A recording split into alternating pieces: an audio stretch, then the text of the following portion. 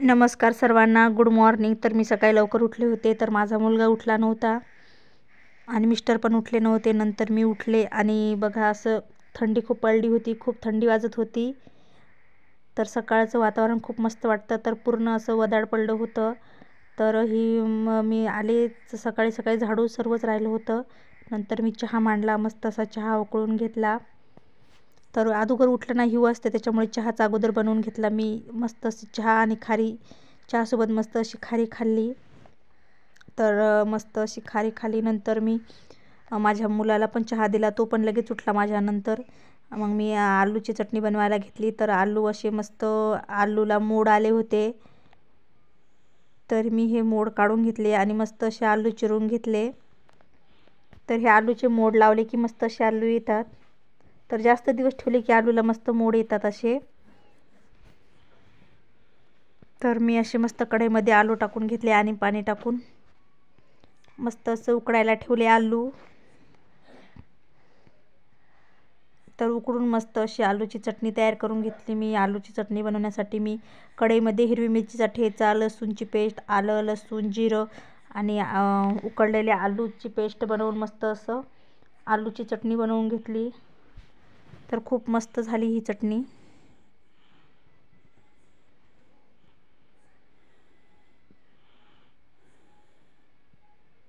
तर मस्त अशी आलूची चटणी तयार आहे. तर आता याला मस्त असं मी झाकून ठेवते. नंतर मी पीठ मळायला घेतलं, तर पीठ चाळून घेतलं. पीठ मस्त असं चाळून घेतलं आणि थोडं थोडं पाणी टाकून पीठ मळून घेतलं. पिठामध्ये थोडंसं मीठ टाकलं आणि थोडं थोडं करून असं मस्त असं पीठ मळून घेतलं. तर थंडी होती, त्याच्यामुळे हाताला पाणी थंड थंड लागत होतं. नंतर पीठ मळून घेतलं आणि मी लगेच पोळ्या बनवून घेतल्या. तर मस्त अशा पोळ्या बनवून घेतल्या मी. नंतर मी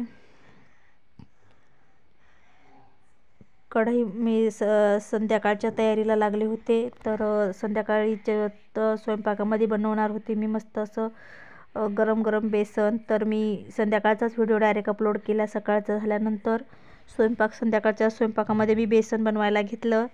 तर बेसन बनवण्यासाठी मी कढईमध्ये तेल, जिरं, मोहरी, लसूणची पेस्ट, हिरवी मिरची आणि कांदा टाकून मस्त असं 2 मिनटं मिक्स करून घेतलं.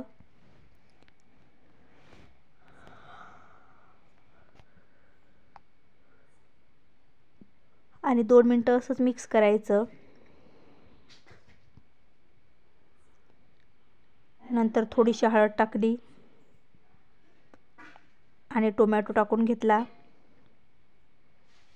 आणि 2 मिनटं मिक्स करून घ्यायचं.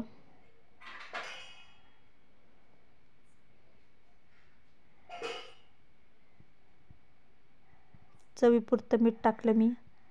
मीठ टाकलं की टोमॅटो भात नरम होतो, त्याच्यामुळे मी थोडंसं मीठ टाकून घेतलं.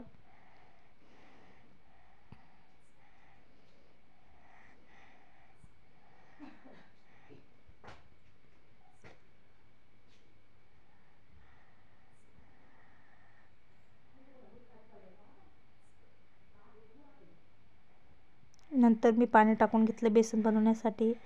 तर आता या पाण्याला मस्त अशी उकळी येऊ द्यायची छानपैकी. तर खूप मस्त असं गरम गरम बेसन ज्वारीच्या भाकरीसोबत तर खूपच छान लागतं. तर मस्त अशी उकळी आली होती बेसनला. नंतर मी थोडं थोडं पीठ टाकलं आणि मस्त असं बेसन थोडं थोडं असं टाकून मस्त हाटून घेतलं. तर मी बेसन हाटण्यासाठी तुरीची ती हे करून घेतली होती. तुरीच्या झाडाची काडी बनवून घेतली होती बेसन आटण्यासाठी. तर या काडीने खूप सोपं असं बेसन आटल्या जातं आणि खूप मस्त असं होतं, म्हणजे गिठुळ्या होत नाहीत आणि खूप सहजच हाटल्या जातं. नंतर मस्त असं बेसन तयार झालं आहे. तर मस्त अशा मी स्वयंपाक बनवून घेतला, पोळी भाजी बनवून घेतली आणि मस्त असं बेसन पण लगेच बनवून घेतलं.